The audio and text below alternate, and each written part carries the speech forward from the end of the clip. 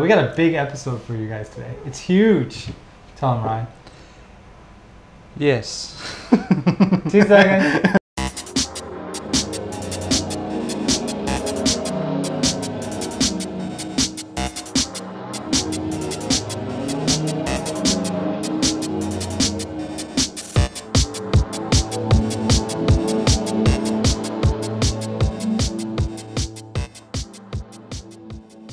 Hi everybody, welcome to Gunpla TV. Hey guys. Brought to you by HobbyLink Japan. This is episode 122, Ryan. 122. 122, it's huge. This episode's big. Massive. Massive. Tell them, Ryan. Tell them. It's about PG. Yeah. Big PG. Big PG. PG 13, PG. PG 18, PG 19. Yeah. As you can see, Ryan is pretty much done. Yes, I have a head. GP01. And actually, I'll tell, what am I doing today? Yeah. I'm doing LEDs for the head. Okay. I'm doing how to do a hand. Yeah.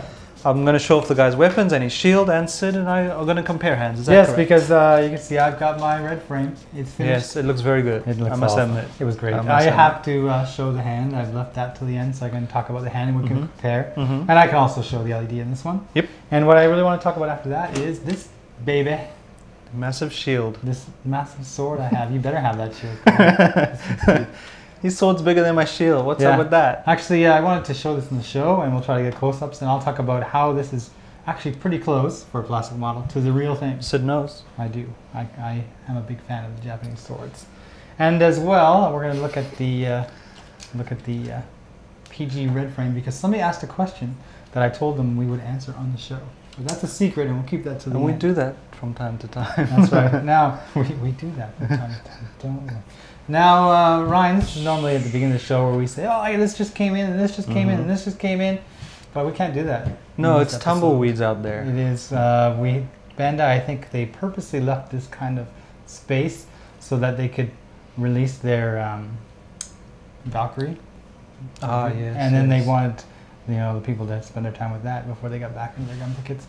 So next week we're going to have the newest Master Grade, and then the week after that we're going to have the 2 new RGs. But this week we're lean and lonely. We have nothing to show, so we're going to go right into your section there. So yeah, let me get set up. Okay. Okay, so from last time, which was 2 weeks ago, I assembled the legs and the torso. I showed you guys the transformation. Since then, what I've done is done the shoulder pads, the arms, the head, and the shield, and the weapons, and I will talk about that. I'll first talk about the arm. I've assembled one arm here completely. The cool thing about the arm is actually you also have those gears in there, so you get that movement, which I think is pretty sweet. You have your hands. I'll go into a little bit more detail about the hands shortly. What I'll first talk about though is the head. This guy over here. I really like the head. It's that classic head. Yeah, it's great. What I'll just show you is basically how the battery works. So in the back of your head, the back of the Gundam head, you have this little thing here for your battery. You just pop it in there. Here's a little drawer. Slap it in there. You then you got to screw in a little screw over here. I won't do that now because I don't think you want to watch me screwing something. Nobody wants to watch that, Ryan. And you then just don't do what I just did. You first put on this piece. Oh, it's the wrong way around. I think that back part there you actually just took off. I think that's the very last piece to go on. Yeah. And there's a guide in the manual on how to turn your unit back on. That's the switches here. Yeah. You can't really see it. I mean, I think with your kit it really stands out, but with this one the kit just sits there. And this guy just goes on the back, and these guys just slot in there. There you have your head. Nice. Yeah, it's very cool. The thing I particularly like is you have the gears here. I don't know, can you see that? The pistons? Yeah, there's like pistons. Yeah. That's not something you see on, like, say, the Strike or the Astray that I built. No, I really like. I like how you can see all those pistons everywhere. Yeah, it's one of the things that makes the perfect grade for me, is that kind of inner working. Next, I'll chat about the shield. So it's huge, as you can see. And actually, this top part goes down. I won't show the transformation. Well, I guess It's not really Oh, it's transformation. just on rails, yeah. Yeah, it's got rails in here, and you basically turn something and push something, and it moves up and down. Very impressive shield. I mean, this is your shield. So you get a big sword but a small shield. Yeah. I get a massive shield. Yeah. And no sword. Well, I get you get the beam saber, right? Yeah, which I haven't brought in. Next, I will just chat about his weapons. So here we have, I guess, a light machine, an LMG. No, what's the word? Submachine gun. Submachine gun. That's his usual rifle. I assume, is this like a light? Or a I think that's scope? just like the scope is a sensor, yeah. So you get a couple of cool Standard weapons. Gundam stuff. But the big thing I wanted to talk about, and I'll actually assemble it, is the hand. So let me pop. Okay, let me not do that. Okay, here we go. So this is the assemble hand, ball joints, very similar to a lot of Gundam. I think, is that right? A lot of PG has just ball jointed fingers normally. Well, the GP01 I think is one of the first ones that started this kind of hand design, but you see it on all the PGs, and of course the newer MGs also have these kind of hands too. So you do have movement in your fingers, which is pretty sweet. I was kind of afraid. I thought I'd have to assemble every single piece individually, like 3 pieces for each finger. You do when you build the Strike Freedom perfect grade. Yeah. But the cool thing is all I need to do is cut off each finger. So that's kind of the runner there. Okay. So let me just give me a sec. This is going to be a bit dirty, quick and dirty. I'll fix these later. It's quite amazing the technology that actually goes into you know, making these. Try to get these in some kind of order. Are they designated by certain numbers, or do they have the same one? They are like designated by numbers, but I never follow that stuff. So later on, I always find out I have like, why is the little finger on the middle and the, you know, the longer finger on the side? So you kind of have to just compare it to your hand. As you Let's hope you don't have a deformed hand. As long as you don't have mutant hands or something. Okay, well that one just comes off. There we go. So this is the thumb. And then what you need to do next is actually assemble. I don't even know what's the part of your hand called that your fingers attached to. Say it. I don't know. People say palm of your hand, palm of or your the back hand. of your hand, or the flesh of your hand. Flesh of your hand. So well, actually, you have to put your thumb in first before you close it up. Yeah, that makes sense. That's something somebody said apparently. So I mean, you don't even have to read the manual to know That's similar to how master grade hands go together. Put the Yeah. thumb in first, clamp that back on or whatever, and then you can work on the fingers. So if you can you see that? Okay? Yeah, it's all good. Okay, then you take your fingers. Now I'll just take the one that I think is the longest and put it in the middle here. Is there a reason you want the longest finger in the middle, Ryan? Well, it just makes sense. So because of these ball joints, well, there's a good thing about a ball joint and a bad thing about a ball joint. The good thing is they're easy to get in, but the bad thing is they're easy to fall out. And this guy, and actually someone on the Gunpla group warned me that I need to be particularly careful.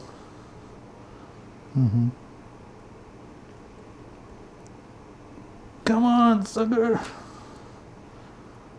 Maybe I did this the wrong way around. Aren't you? Yeah. I haven't built this kit or the hands, but some of them you'll actually lay all the fingers kind of inside and then put the back on. Yeah, that's what I'm thinking. But they've been falling out of the other hand so easily. I've just been pushing them back in. Yeah. But let me pop this guy open. Don't cut yourself. I'm trying not to. The pressure's on. Live on Gunpla TV. Yeah. Ryan Blood. severs a finger. Blood on the TV.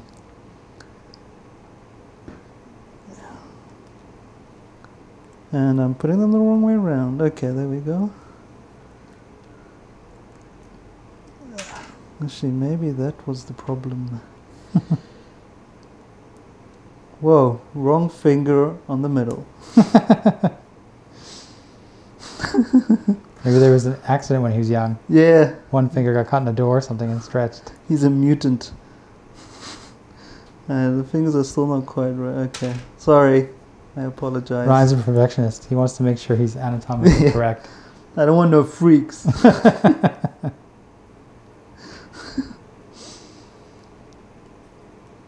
You know, I want him to get a date. That's and right. not to be shy to hold the girl's hand. That's you know? right. Okay, well there we have a hand. Okay. So That's as you good. can see, you got quite a bit of movement in there, so he can hold his gun. Yeah. So let's. There is with the guns there is a tab, Oh, wow. which I think everyone is familiar with now. Yeah, no. Thanks to the new version KMG and Yeah. various other kits with those new hands. See, this is the ball joint, very sensitive. But yeah, so to get him to hold something is pretty straightforward. I haven't actually got him to hold this gun, but okay, whatever. Let me Just pop him on there, stick his arms on. let me put his arms on, because I mean, anyone who's built any kind of kit, it does take a little while to. So we have his gun, and then I do like the look of this kit. yeah, no, it's a Especially the classic. legs. The shield just clips into the one piece here. Actually, I should probably put it on his hand. I'll get some photos together and of this once they're done, so you'll see the whole thing. This is the part I'm kind of afraid of, though. Yeah, that shield is so heavy. It's a heavy, very heavy Can shield. that arm joint support it? Well, that's the great thing about Bandai, I must admit. Like the weight of the plastic and the joints is phenomenal.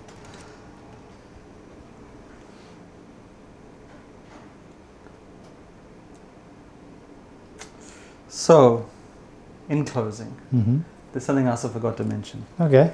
You get a couple of different ammo clips. Oh, okay. So, I mean, you got one here, you got one here, but you get two extra as well. And they actually, I'll point here, just behind the shield, there's two more grey ones there. Okay. So that's some extra ammo clips. Nice. And yeah, so this guy is kind of done. I mean, I'll do some final stuff on there. And I'm very happy. Yeah, he looks awesome. Yeah, no, he's cool. I mean, love it's the always hand. hard showing on camera, like cutting stuff out and putting it together. So you're trying to do it as quickly as possible. Yeah. Because I think at home I spent like 2 hours on the shield trying to get it to work. So, but you know, it's been fun and it's a solid kit. Yeah. Absolutely solid. These PGs are incredible. Love them. All right, Ryan. It looks pretty good. I gotta Thanks, say, Ed. it looks pretty good. But my red frame is not intimidating. He should be. Yeah, maybe. Because this guy is, So? how much older is this kid? 10 years? Yeah, maybe. What?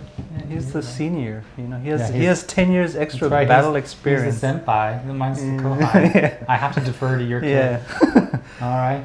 Kohai has a very sexy uniform though. Okay. All right. Keep things under control. All right. Are you going to show I'm going to show your kid kind on of the essentially hand? the same thing. I'm going to Okay. show the hand, the assembly of the hand is what you just showed here, and the LED and of course the sword. So Massive give me a sword. second to get the runners out here, and I'll take care of it. So as you can see, aside from the last hand here, which I'm going to show in a minute, I'm done this guy. He's all finished. Got all the weapons done. A couple things that I want to show you while I have it here. You know, I've already shown the leg when I had it built, but I want to show the arm now because you can see that here's the arm. When I start to move it, there's so many pieces that start bending, except for that part. That wasn't supposed to happen. Get back on there. I really like the contrast of the This red is and the supposed to white. Yeah. It looks, But it almost seems like every armor panel or section is meant to come apart, open, bend. Like you can see there's two parts in this armor here, so it opens up when it bends as well. This part will move when you start bending this joint here. See, this opens up more, this starts to move.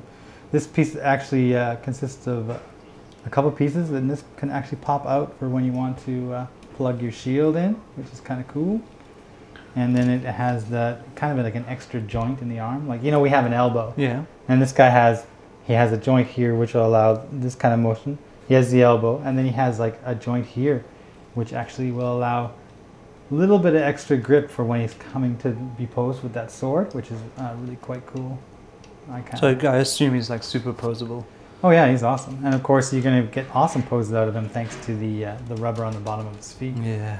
So I'm going to actually just leave this guy standing here because I'm going to complete him on the show today, which means I have to build the last hand. He's been waiting for his last hand. Like Ryan in his GP01, the hand consists of yes. everything kind of on one runner. But I know with yours, it's a bunch of different fingers that you're kind of putting together. Yes. This one, it's all one piece. Oh, it's one piece. Well, it's two. Here's the white runner and here's the red runner. It's all molded together, and basically it's like a real grade hand, or one of the new master grade hands. I just have to kind of cut all these connections and free this hand. And while I have it on the run, I'll point out that, hey, I get these kind of the cool armor Schneiders when they strike. Those are included here, so I can use those if I want. But what I will do here... Let's get cutting. Get cutting. Feel free to watch me. Oh, I love watching people cut. It's so exciting. Feel free to time-lapse me. Actually, I've done this enough times now. I'd like to think that I'm fairly quick at it. But we'll find out. It's funny because I got to go red, white, red, white, red, white. Cut the white Don't wire. cut the blue wire. Oh, no. Some of them are kind of tricky. But you can get them from one side or the other. So if I can't reach this side, I can come in this way, right? And I'll just be kind of sloppy for this because I tend to go back after it with a hobby knife and trim away any nubs. But I won't take the time to do that on the show here. Come on, you. There's a lot of them now. I should count them, but I'm not.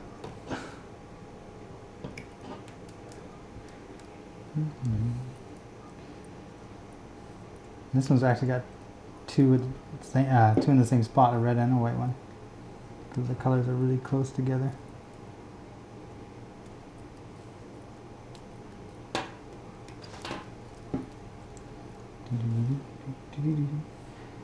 And this one? Okay. I think I remember doing this with the Shenanju Stein and missing one and losing a finger.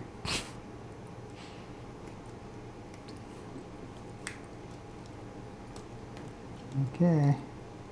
This one, maybe. There we are. There's the hand. That's incredible. I know, it's kind of cool. A spider. You hold on to it and I'm coming for you. Okay, so what I needed on top of this is just these pieces. I've kind of separated them from their respective runners. And all I do is basically position this hand here. So I'll show you the manual here if you can zoom in. You can see that they give you a step-by-step kind of guide. You know, do this first 1, 2, 3 kind of thing. So the first step they tell you is which direction you have to rotate each finger to get it pointing the right way. And then they tell you to that is cool. Put all the fingers together, and then you can start applying the armor parts. So let's do what it says and get these things turned the right way. You go that way, and you come over here. It'd be funny if I got one bending the wrong way.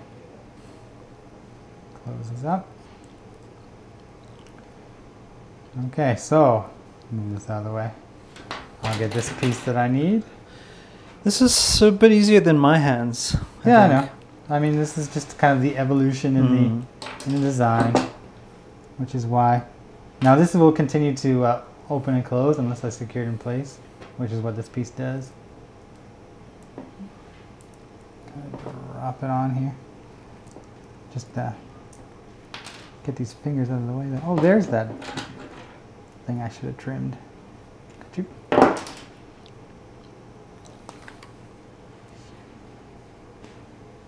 Now they will be quite stiff to start with, so be careful when you're moving them at their base. Yeah, because that happens. But because it's a ball joint. This is going to be the episode of the falling fingers. But because it's a ball joint, I just pop them all back in, which is a big relief actually.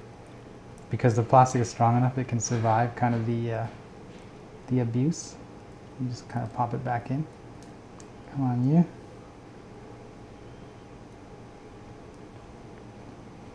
There I go, he's lined up now. So now I got to put the parts on the back here, which are these parts. So I'll cut these off here.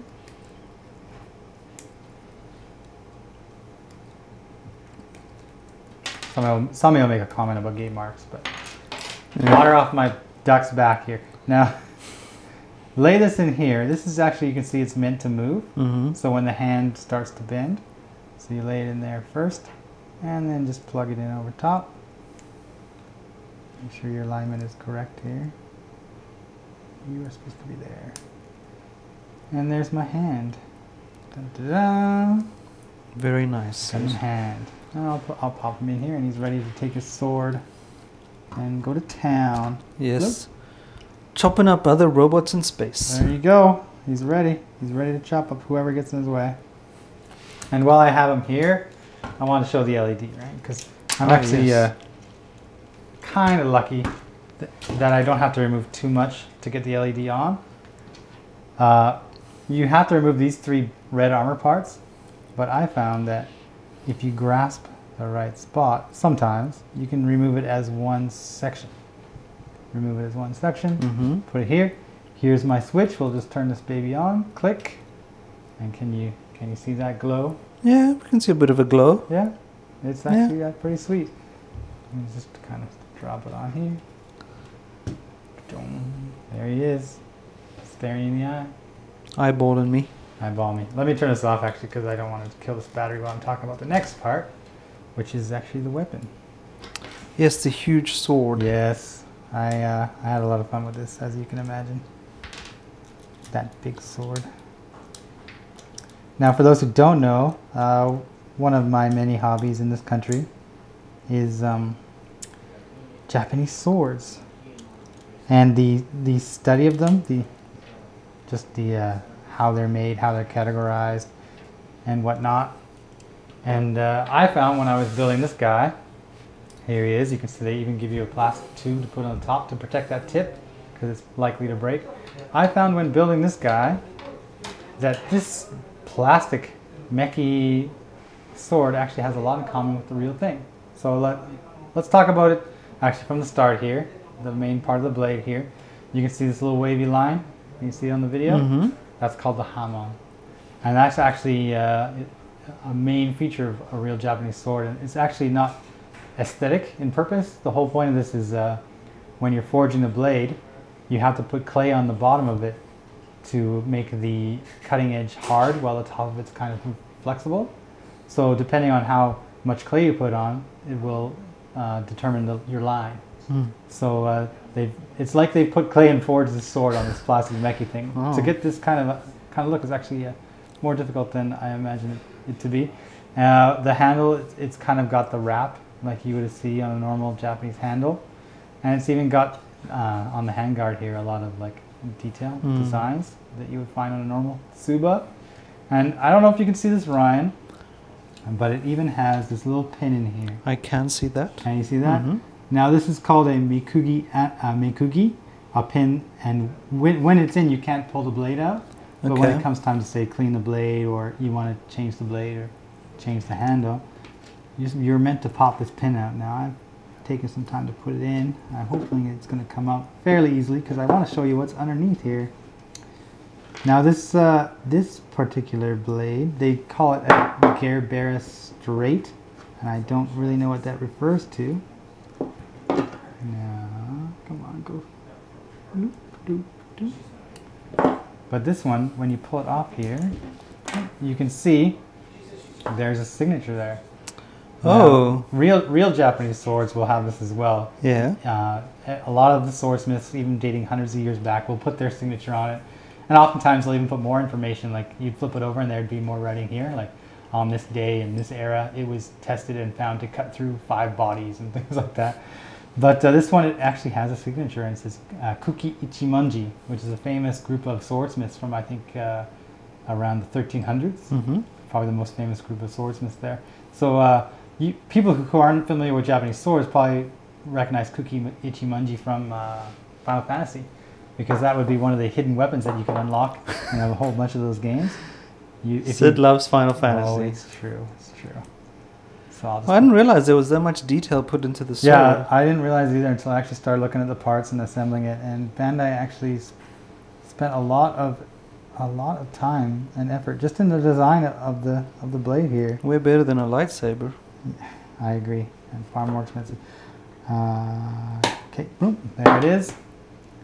And while I got this here, I might as well talk about the scabbard, or saya as it's called in Japanese now. Here it is. You can see it looks pretty fancy. Inside here is actually some of that rubber that we used on the bottom of the feet.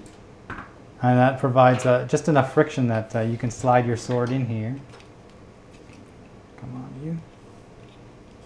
You can slide your sword in and it's not going to come out. Yeah. So when you're playing around, it's secure. Now the actual rig that they have to hold it onto the robot, actually you plug it on here and then you put in the sword. But I'm gonna cheat and do it the easy way, and I'm going to put the sword in and then put it on. So and it has this little tab right here. Can you see that? Maybe? They love their tabs. Little tab right there. Yes. There's also a little hole that corresponds with that on here. So what you do is you click it in there, slide this up over top here. You kind of hear that click, and then you even put this little lever down. So it's not going. That is crazy detail. Hey, yeah, that is totally crazy and detail. Plug it in the side skirt, and he's on there. He is good to go. So hey, let's fix this guy up. Truly impressive. Get his head back on there and finish off the red frame. There he is. One of the best model kits I've ever built for all to see. There you have it, Ryan. The big bad red machine. It's very cool. That sword is. Awesome. Yeah. Actually, I kind of like the ornamentation on some of the Gundams. It looks great. It looks like a total sophisticated. It's a super advanced robot, but at the same time, it's getting medieval on your ass. Yeah, kind of it's got thing. samurai going on. That's right. Geishas and stuff running around. I'm not actually done with this thing right now because we had a question on the Gunpla TV group. Mm-hmm. Somebody wrote, D-Luck wrote, "Hey Sid, I'm looking at getting the PG Red Frame Astray, and you should because it's awesome. It is. If I got the PG 160 PG Sky Grasper with the Ale Strike pack, will the pack fit onto the Astray?" And that's a good question. I don't know the answer, but we're going to find out right now. Yes, Sid has prepared. I do have the backpack from the Ale Strike that came with the Ale Strike 30th anniversary. Perfect, great set. Here we go. We've done this. We showed it on the show. Now, because these share similar frames, there is a possibility that I can get this onto the Red Frame Astray by only taking up the backpack. So and they match, don't they? Apparently they do. You can see how easily this just kind of pops off here. This will come out of the poly cap. Now there's this little hole here. This is similar to the little appendage. Maybe this is going to fit in here. What do you think, Ryan? Ooh, you might have to take the swords out. I will have to take maybe these off. That wasn't anticipated. And I think that these shoulders actually might get in the way as well. It might just be a problem that the connection will work, but there's just plastic in the way. But we'll see how far we can get here. Maybe I'll tilt this as best I can. Oh, it's going in. It's going in. Oh, it wasn't going in. It's not in? That's a good question, right? It was going in and then something jammed it. And rather than just trying to force it, I actually want to have a good look at. You're a stand-up guy, Sid. Yeah? Not trying to force it. Not trying to force it. I know when to stop, Ryan. Because you can see it should work in there, yeah? Yeah, but it's not. absolutely. It looks like a perfect fit, actually. It does, actually, but sometimes looks can be deceiving, right? All right, guys? Absolutely. All right. So I want to fix this before I lose this part. It's small. Taking this backpack off, if that was the cause of... your shoulder. Yep. Like actually, I said, maybe if you take out both. Like I said, the shoulders might be in the way. Absolutely. And I'll pop this off here because maybe this piece is in the way. So once we strip down what kit is this again? Yeah. How far can we go? Oh, okay. Oh, it's in. It's in. It's in. I'll just pop this back on. You would need to maybe leave off this back armor piece here. But yeah, you can see that it will work. It will plug in. Does it stand? Well, it's kind of in between here. Okay. I'd have to it slides forward or it slides back separate from this Ale Strike, right? But yeah. You can see it actually, the connector, it works, it fits. You might have to modify a couple things, but you would get it in there. And it's interesting to know that you can do that because, as we know, there is a flight type Red Astray. There's a HG version of that coming out in September. So if anybody was ambitious enough and they wanted to kit bash their Astray here, they could make the flight type in perfect grade scale, which would be pretty Actually, cool. Yeah, that looks very sweet. Yeah, that is nice. Yeah, it does look good. Yeah. It does look good. Okay, well, I'll pop this guy out of the way here while we move on to answer the questions. Yes, now I understand you have some group. Yeah, I had the group going on, you know, the suggest the kit bash for the Gunpla TV episode. Gunpla Noob says, do the Dendrobium and Shenanju. I want to do the Dendrobium. Now, this is failed because I said 2 master grade kits clearly in the test. Because I want to work with the same scale, of course. Try to make my job as easy as possible. But could you imagine a Dendrobium with a Shenanju? It's already big enough as it is. But See, I want to pop open the Dendrobium box sometime. Yeah? And just have a We can look bring it on the inside. show. Yeah. Sure. All right, speaking of Shenanju, Lich, I don't know, that's his name. He said, how about the Shenanju and the Sasabi? Now those are both quite sizable kits, but they're both red. So if you just think of just swapping limbs around or trying to get armor part swapping, you wouldn't have to do much in the way of painting. So it's feasible. Gundam Intel 24/7. Okay, so this may be a little out there, but what about the Strike Freedom and use the Liger Zero Jagger armor package? He would have a cool chest piece. He could use the 2 large boosters to make the backpack, sharp claws on each hand, guns on the shoulders, blades on his leg and arm, armor for attack. I'm actually thinking of trying it right now. Well, please do, and Please post some photos and just tie Sid and I into that so we can see it. Yeah, this is outside the frame of what I had said. No, it's not I guess the Liger's not an MG kit. But it does sound really awesome. It does. So if you manage to pull this off, Gundam Intel, put your pictures up on HobbyLink TV because I definitely want to see it. Yeah, absolutely. That sounds super cool. And please remember that we have some more time for this. We haven't picked our Gunpla kit bash kits yet, of course. So please keep on suggesting 2 master grade kits you would like to see bashed together, and also go through and like the ones you think are a good idea. It helps me when it comes to deciding what I'm going to do. Please like. Yep. And that's it for me. Sweet. Well, we have a few comments and questions. Yeah. The first is from KOG Mirage. There have been a lot of cool kits coming from Kotobukiya this year and more to come. Anubis from Zone of the Enders and even an Evangelion Unit 1. However, there is a kit available at HRJ right now called the Prepare Yourself. Okay. Good luck, man. Ichi Nana Shiki Morito Tsugumori Haku Getsu Kai. Any chance of taking a look at it in a future episode? Very good looking kit. It is a good looking kit. We actually put pictures of it on our Facebook back when it was striking. Announced. Actually, it's striking. Pretty cool. I think it's from that Knights of Sidonia or whatever. Yes, Knights of Sidonia. Yeah, it just came in, so maybe we'll bring it on the show next time just to do an unboxing. I don't know if we're actually going to get around to building it because, as I said, I think it transforms a bit as well, doesn't it? It looks like it has two different poses. Is able to do something somewhere. Yeah. It's also low stock, so if we still have stock next week, we'll try to bring it on. Yeah, it's a good idea. Yeah. Next, Richard 1701 Abel. I got a real fright when the video started and I saw Scott. For a second I thought, what happened to Sid? Has he had a stroke? It's possible. Yeah, it's possible. No offense, Scott. Lol. I feel loved. Yeah, people missed you, dude. First comment on YouTube was, where's Sid? I was like, please watch the whole episode. You were missed. I should have said Sid will be back later, but I was like, I don't feel like it. It's like, damn Sid. Yeah, Sid, that guy. I still want to come to Japan, he continues, and I have a plan in the works to get me there. Hopefully it involves an aeroplane. And a job. Yeah. I've been watching tons of NHK World, wow, most exciting channel on the planet, and all they're talking about is the election in Japan. So I was wondering, in your opinion, are things getting better for the Japanese economy? Can I go first? Yeah, go ahead. The yen is much weaker, so we're making money. It's better than it was. Well, yeah, it's complicated. It's complicated. As a country that a large part of the businesses here rely on export, that weaker yen has saved a lot of companies. Like, there's a lot of companies that were in danger of going under, and now their stuff is 20% less, and they're able to sell out. And especially the car dealerships, they are doing booming business now, and that is translating to, you know, a better economy overall. But it's still too early to determine if this is a good thing or not. You know, it's going to take a couple years. It's complicated. Yeah, it's complicated. Great show as always, and I'm always excited for next week. Thank you. All right. Michael Keithley.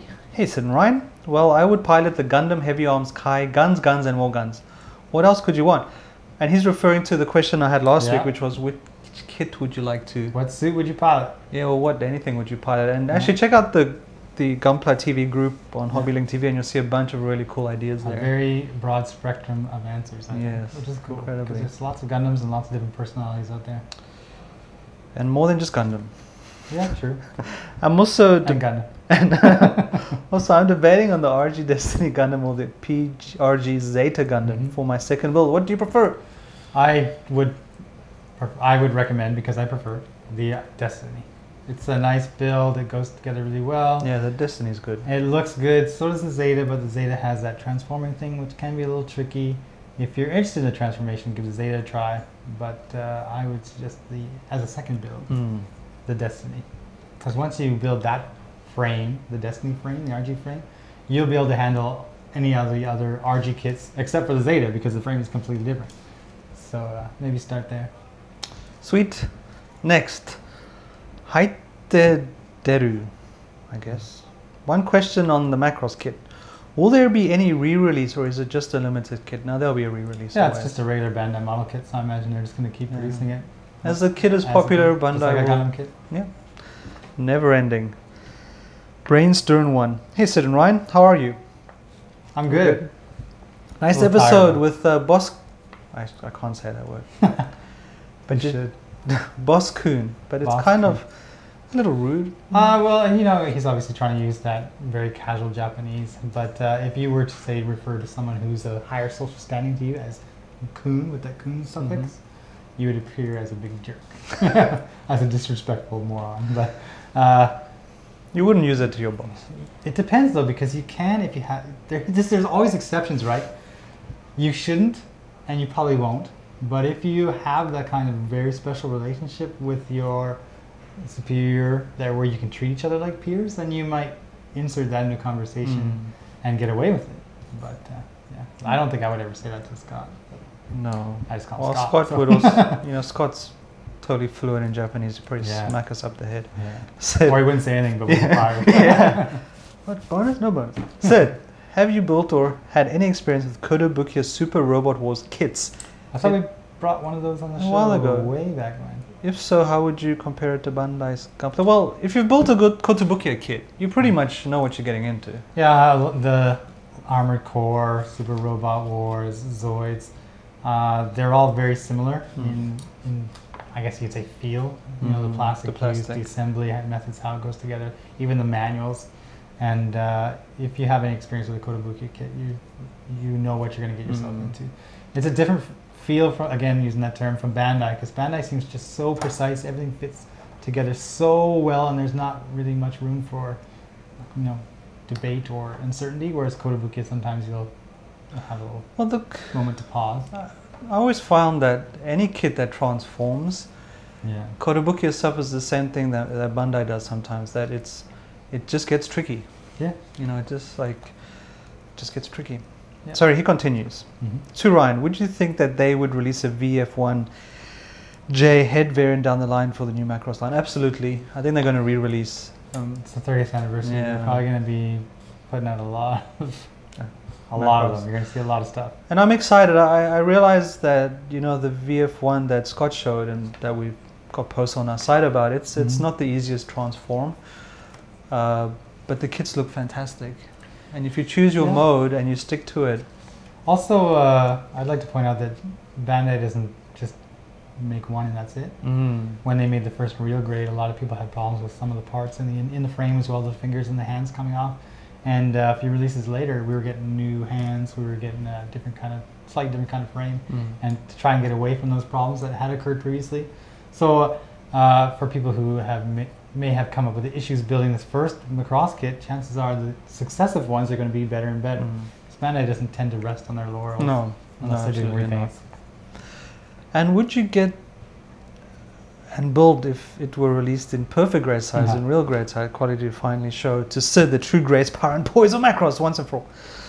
If there was a PG Macross VF1, I would be so excited by Bandai, because it would be like something like this, but just it would be solid and heavy. Heavy, and the transformation. you probably have to take it apart and rebuild it in your mode, but yeah. it would be solid. I would be so excited for a PG. Very first PG was an Evangelion kit. It wasn't a Gundam kit. So if Bandai ever decides again to do a PG that's not a Gundam, who's to say it won't be a Macross? Well, they're going to start releasing more Macross movies and TV shows and stuff like that to get the interest. Hey, Sid and Ryan. This is from Age Kaufman on the Gunpla TV group. How's it going? I was wondering if you guys carry another Kotobukiya Freestyle Weapons Pack on the HLJ website. If you can get any, much appreciated. I don't know what he means by the Freestyle Weapon Pack. Like, we have what is called Weapons Unit, which is basically a whole series of different kinds of weapons that you can build and use on your plastic robots of whatever kind, Kotobukiya Gundam. And we even brought on the show some of them, and we built the Gatling gun one. And they're continually releasing new ones all the time. Just use the site search. If type this is in what we're talking about, weapons. Kotobukiya or Weapons Unit, or just type in Gatling gun and then click on Kotobukiya, and then you'll find a list in there. Yeah. But if it's a specific thing he's mentioning, this Freestyle Weapons Pack, well, then I'm going to have to do some searching to find out, because I have not come across it, but I haven't actually delved into it. So. Sweet. Ian Chen. Hey guys. Ryan, your PG looks great, thank you. What are you planning to do after you finish your PG now? He suggested do a car kit like Sid did, which is not a bad idea, but I have promised to myself and others that I am going to do a Mac K, a Machina Krieger kit, because I really enjoy the designs, but I've actually never got around to doing one. Yeah. So that's the next big thing. Cool. He continues, Sid, does the MG Gundam version 3 come with the LED unit in the kit? The premium Bandai still has released an expansion set for the version 3. Yeah. The set includes the LED unit and other armaments. I am so disappointed that Bandai can't include the LED in the kit, as I'm from Malaysia, which means I can't order the expansion set, even though it is cool kit, and I can't get the LED gimmick to work. Well, no. We'll take the questions in order if we can. Does the version 3.0 Gundam come with the LED? And the answer is no, it doesn't. Bandai is going to release that as an expansion set, available on their online shop, and it will come with the LED, water slide decals, and a couple of the extra weapons. People are wondering, well, why wouldn't they just include that, in with the kit? And I think a reason is cost. If you look at like any of the normal RX-78 MGs that we build now, it comes in a small box. It's 3,800 yen. Yeah, it's but this new one is like, I think the price is 4,800 yen. Wow, that's a lot for an MG. And for them to include extra runners for extra weapons and LEDs and stuff like that, that would bump the price up to over 5,500 yen. And for an RX-78 II, is 5,500 yen really a good price for a lot of people? Probably not. So what Bandai tends to do is put those little extra things on their online shop, and people who want them can order them. Now, not being a resident of Japan, you can't just order it direct from Bandai, but there are stores out there, which we've mentioned on the show before, where you can find this kind of stuff. They will sell it to you. And one thing I'd like to point out is that LED, when I saw it at the show, looks to be exactly the same as the LEDs that Bandai does sell, but right now they only sell green. So if you're not too worried about the color, you could buy the Bandai LED in green and stick it in your RX-78 II version 3.0, and the eyes will light up like it's supposed to. So yeah, you have a solution. But you must also check the other Bandai stores in Asia. I think there's one in Hong Kong. Yeah, China. Hong Kong has they do have the online shop in Hong Kong. So maybe, maybe they can send to your address in Malaysia. Maybe you can try. Yeah, I'm sure they probably want to sell as many as possible. Well, it's easier for them because they just take a bunch of orders and hit the cutoff date and then just produce that amount. So, yeah. But so yeah, green eyes. Good luck to you. Yeah. I'm going to probably just stick a green LED in there because I already have a bunch, so I'll drop them in there. And so mine has kind of green eyes. Now that's all the questions. I just wanted to say something about the HobbyLink TV website. Yeah. All the groups. I just like to thank everyone who does post and comment. I'm actually really surprised at how much is going on there. I apologize I can't comment as much as I'd like. So there is just so much happening all the time. It's become like my morning stop. Like usually I get to work just before I start. I fire up the internet. I'll go to one site or another site. And now I'm going to HobbyLink TV just to read like the latest Gunpla Facebook Gundam caption and other stuff because it's funny and there's a lot of stuff going on there. And there's some really interesting groups, but also some great photos, and people are working on some very interesting stuff. So yeah, sweet. It's a lot easier to share and a lot easier for us to view. Yeah, yeah, absolutely. Because we know there's a lot of good stuff out there. Just show it to me. Show it. Yeah. Now, just remember we're on YouTube. Yep. We have a Facebook page as well as our blog. So Yep. please comment. Mm-hmm. If you have any problems with the cider or whatever, just email us.